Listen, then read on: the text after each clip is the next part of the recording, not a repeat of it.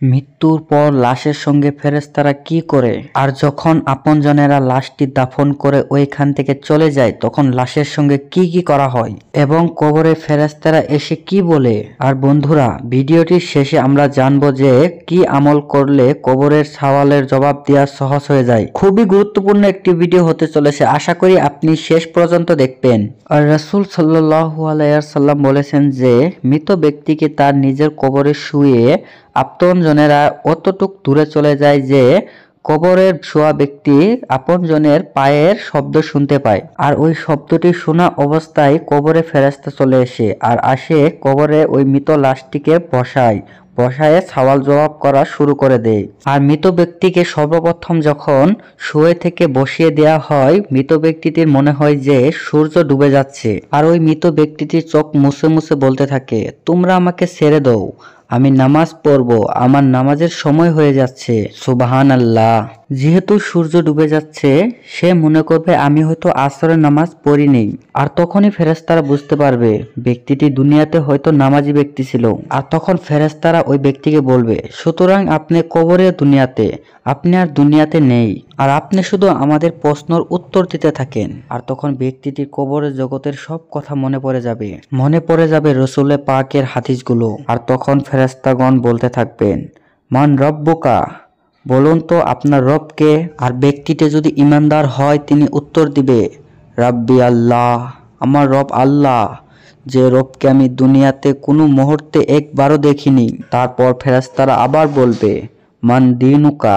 আর তারপর ব্যক্তিটি অল্প সময়ের জন্য চুপ থাকবেন, আর তারপরে বলবেন, মান দিন ইসলাম, আমার দিন ইসলাম, যে ইসলামের কারণে দুনিয়াতে আমি লড়েছি, ইসলামকে কাউকে গালি দিতে দেইনি, ইসলামকে আমার জীবনের থেকে বেশি ভালোবাসেছি, আর এই ইসলামের কারণে আমি জীবন দিতেও রাজি ছিলাম। তারপর ফেরেশতারা নবীর ফটো দেখিয়ে বলবে, মান হারাম রাসূল, এই ব্যক্তিকে দেখো তো, এই ব্যক্তিকে চিনো নাকি? আর তিনি বলবে, তিনি আমাদের প্রিয় নবী মুহাম্মদ সাল্লাল্লাহু আলাইহি ওয়াসাল্লাম। আর এই উত্তর পাওয়ার পর ফেরেশতাগণ বলবে, আপনি মুহাম্মদ রাসূলুল্লাহ সাল্লাল্লাহু আলাইহি ওয়াসাল্লামকে কিভাবে চিনলেন? তাকে তো আপনি দুনিয়াতে কোনো দিন দেখেননি। তারপরে ওই ব্যক্তি বলবে, আমি আল্লাহ তাআলার কোরআন পড়েছি, আমি রসুলকে এত ভালোবাসিছি যে রসুলের ছবি আমার মনে আঁকিয়ে নিয়েছি, আর আমি আল্লাহ তাআলার হুকুমে তাকে আমি চিনতে পেরেছি। সুবহানাল্লাহ। সকলকে মৃত্যুর স্বাদ গ্রহণ করতে হবে, মৃত্যুর থেকে পলায়ন করার কোনো রাস্তা নাই।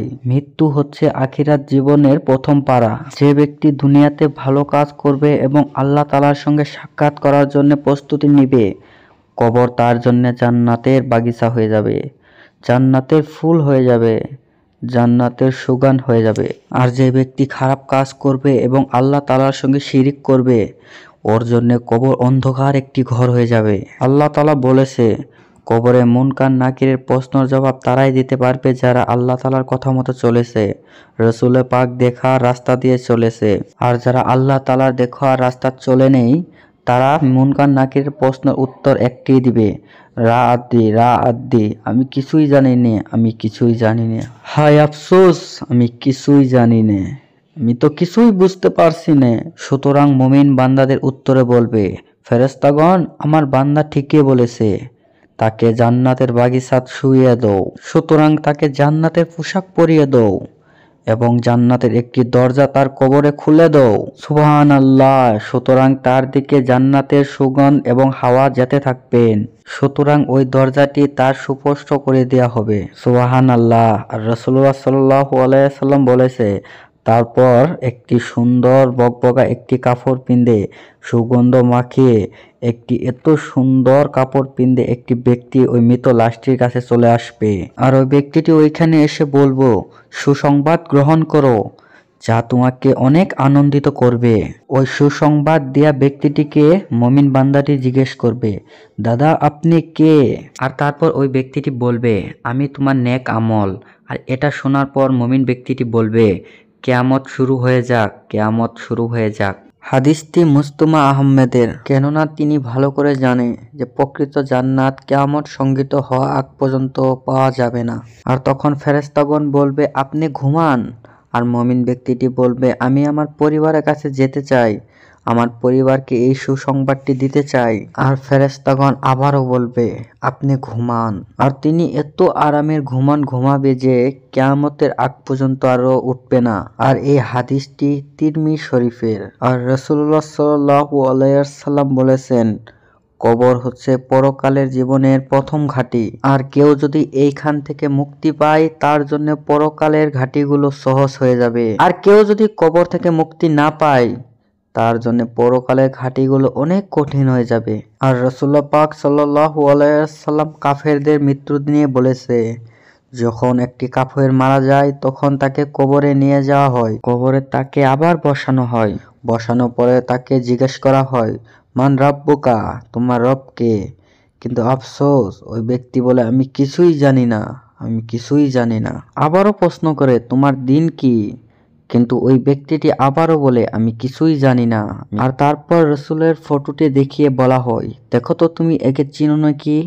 কিন্তু আফসোস, ওই ব্যক্তিটি আবারও বলে, আমি তো একে চিনি না, আমি একে কোনো দিন দেখিনি। তারপর আকাশ থেকে আওয়াজ আসে, এর জন্য জাহান্নামের বিছানা বিছিয়ে দাও এবং তাকে জাহান্নামের একটি পোশাক পরিয়ে দাও এবং জাহান্নামের একটি দরওয়াজা ওর কবরে খুলে দাও। এবং তারপরে তার কবরে জাহান্নামের দুর্গন্ধ এবং জাহান্নামের হাওয়া আসতে থাকে। ফলে এর একদিকে পাঁজরের হাড় আরেকদিকে পাঁজরের হাড়ের দিকে ঢুকে যায়। আর তারপর কবরে অনেক ভয়ঙ্কর একটি কালো কুটকুটো একটি ফেরেশতা পাঠাই দেওয়া হয়। আর তার হাতে থাকে একটি হাতুড়ি। আর ওই হাতুর দিয়ে যদি একবার পাহাড়ে আক্রমণ করা হয়, পাহাড় ধুলো হয়ে যাবে। আর রাসূলুল্লাহ সাল্লাল্লাহু আলাইহি ওয়াসাল্লাম বলেছে, ওই হাতুড়ি দিয়ে ওই বেঈমান ব্যক্তিকে অনেক জোরে জোরে আঘাত করা হয়। আর ওই বেঈমান ব্যক্তিটি ওই হাতুড়ের আঘাতে বিকট জোরে চিৎকার করতে থাকে। আর ওই চিৎকারটি জিন এবং মানুষ ছাড়া সবাই শুনতে পায়। পূবের থেকে পশ্চিম পর্যন্ত যত জীবজন্তু থাকে সব শুনতে পায়। আর ওই আঘাতে ওই ব্যক্তিটি মাটিতে মিশে যায়। আর রাসূলুল্লাহ সাল্লাল্লাহু আলাইহি ওয়াসাল্লাম বলেছে, ওই ব্যক্তিটিকে আবার জীবিত করা হয়। আর এইভাবে কিয়ামতের আগ পর্যন্ত এইভাবেই তার সঙ্গে শাস্তি চলতেই থাকে। আর সিংহার যখন 2 নম্বর ফু দেওয়া হবে তখন কবর থেকে সকল মৃত ব্যক্তি উঠে যাবে আর আল্লাহ তাআলার দিকে দূরে যেতে থাকবেন। ঈমানদার ব্যক্তিরা বলতে থাকবে, হায় দুর্ভাগ্য, আমাদের এত সুন্দর ঘুমটা কে ভেঙে দিল? তখন ফেরেশতাগণ বলবে, এই তো আল্লাহ তাআলার দয়া, তোমাদেরকে আল্লাহ তাআলা এই তো আজকে দিনেই তো পুরস্কৃত করবে। রসুলরা যে তোমাদেরকে কথা দিয়েছিল এই কথার উত্তর আজকে পেয়ে যাবে তোমরা সকলে। আর যিসুম জানতে পারবে যে আজকে আল্লাহ তাআলা তাদেরকে পুরস্কৃত করবে, তাদেরকে অনেক সম্মান দিয়ে আজকে জান্নাতে প্রবেশ করানো হবে। সকল মুমিন ব্যক্তিরা আজকে খুশিতে আত্মহারা হয়ে যাবে, খুশিতে এদিক ওদিক চিৎকার করে যেতে থাকবেন এবং আল্লাহ তাআলার শুকরিয়া আদায় করতে থাকবেন। তাদেরকে ডানি দিক দিয়ে আমলনামা দেয়া হবে আর বলবে, দেখো আমার আমলনামা আমার ডানি দিক দিয়ে দেয়া হয়েছে। আর বলতে থাকবেন, আমি জানতাম আমার এমন একটি দিন আসবে আমাদের। আর সবাই বলবে, এটাই তো আসল সফলতা, এটাই তো আসল সফলতা। আসলে আমরা সবাই দুনিয়াতে টাকার পিছে দৌড়াই, আর টাকাই আমাদের আসল সফলতা নয়। আমাদের আখিরাতের কারণে দৌড়াটা আমার আসল সফলতা হবে। প্রতিযোগিতা হবে জান্নাতে যাওয়ার জন্য। সুবহানাল্লাহ। প্রিয় বন্ধুরা এবং আমার ভাই বোনেরা, ভিডিওটি যদি ভালো লাগে একটি লাইক দিয়ে শেয়ার করে দিবেন। আমিন।